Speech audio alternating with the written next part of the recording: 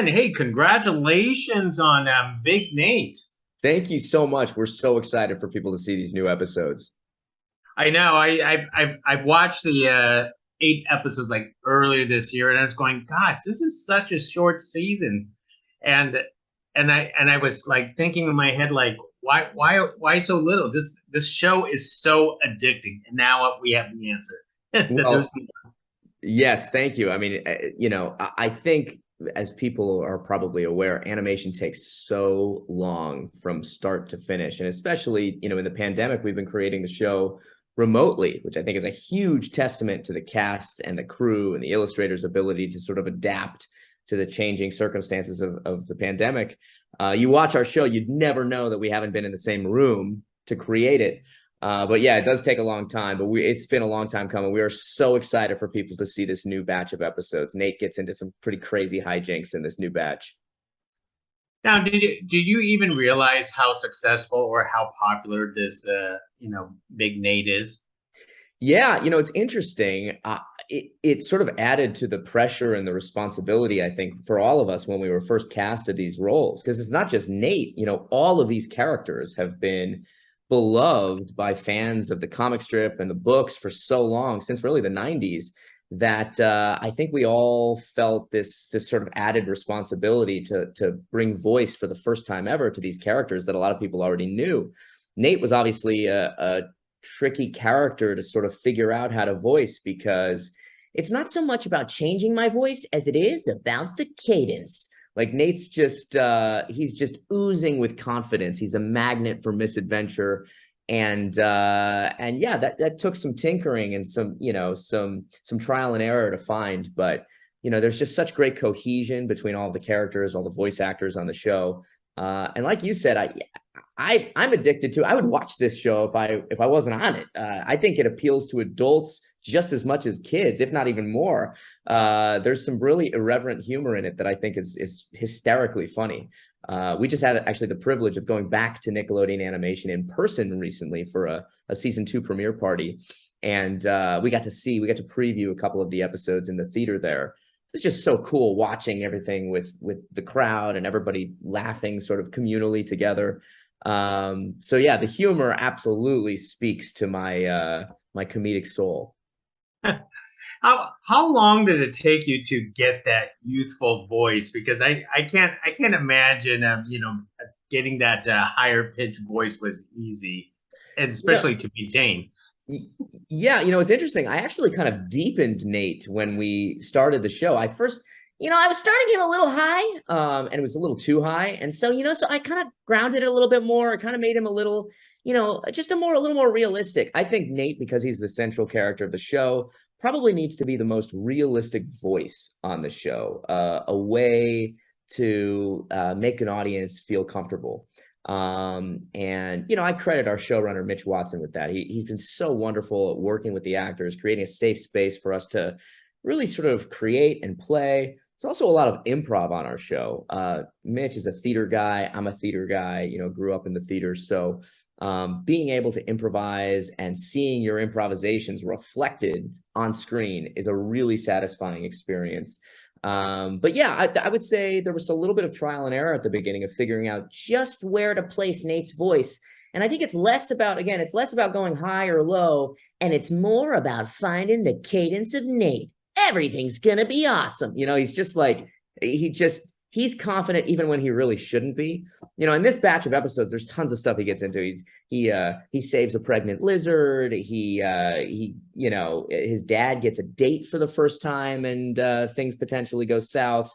He has to ice skate in PE class. It's the situations that our writers get Nate and his friends into continually amaze me. When we get a new script, I howl with laughter every time I see it. How does improving work with animation? Because they have to animate this stuff first, and then come up with the script. No, so actually, the way it works is the writers write the script for us, and we do basically what we call the radio play of it. So when we have a session, we do a new original record for an episode, and it has not been animated yet. And that gives us the freedom and it affords us the flexibility to kind of play outside the lines a little bit. So, oftentimes some of the funniest stuff from the episodes comes from little improvisational banter that we have between ourselves. And that, I think, I'm really grateful that we do virtual ensemble recording sessions. So we're actually able to play off of each other live, as opposed to solo recording sessions, which I know a lot of shows do, especially in the pandemic. So, yeah, what's great about that is that it hasn't been animated first. Sometimes things go off the rails in all the best ways, and then a year later you see it animated, and it's like, oh my God, I remember that was not in the script. That said, I will say, I think we have some of the most talented, funniest writers on the planet on our show, and so I give them a lot of credit for allowing us to sort of deviate here and there with improv, but the scripts themselves are so funny and they're so tight structurally. It's really a privilege and an honor every time I get to see a new Big Nate script, because it's like, what are they going to think of next?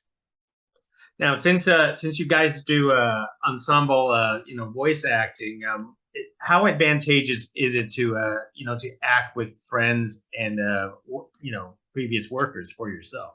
Yeah, I had I guess the luxury of having existing friendships with much of the cast before we started recording Big Nate, just coincidentally. So Bryce Charles, who plays Dee Dee, and I had done a show together, a theater play, a couple months before we started working on Big Nate. So there's a lot of cohesion there. Daniel M.K. Cohen is a fellow short guy. I'm 5'2", so we've seen each other in a handful of Christmas elf casting sessions before here in Los Angeles. So we knew each other. And then Arnie Pantoja and I have written tons of comedy projects together, who plays Teddy Ortiz. So, having that kind of tight cohesion between the cast, I think is really reflected on screen. The actual real life friendships you see play out with Big Nate, because really at the core of Big Nate is this concept of friendship, as it plays out in their unbelievable hijinks and misadventures that they get into. And I think the hijinks really sort of ramp up a notch with this batch. I'd be remiss if I didn't say we're very excited for this new batch of episodes to come out on Paramount Plus on August 19th. We're also really excited for the series to premiere on Nickelodeon proper on September 5th. And then thereafter, it's going to air every Friday. So I think that's really going to help to widen the audience. It's going to introduce Big Nate to a whole new generation of kids that are Nickelodeon fans. So we're really, really excited for the show to come to Nickelodeon as well. One last thing, because I know your co-voice actors sang in the series before, and I believe you're going to have a singing opportunity. So tell us about that, and especially singing in not your normal voice. Yeah, so singing is always a difficult thing. When it doesn't 100% come naturally. I get by with singing, but when you have to sing in a character voice, it adds another element of difficulty, certainly. But Freddie, our composer, is a genius, and the songs they come up, there's almost an original song in almost every episode of Big Nate. Like, I think there's so much original music in the show. I think it really helps add to the nostalgic quality of the show.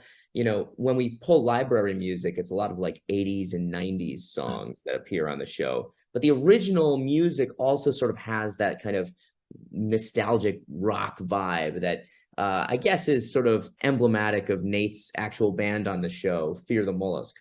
But yes, we've done a lot of singing on the show. It's funny, I actually have a singing session for Big Nate in a few hours.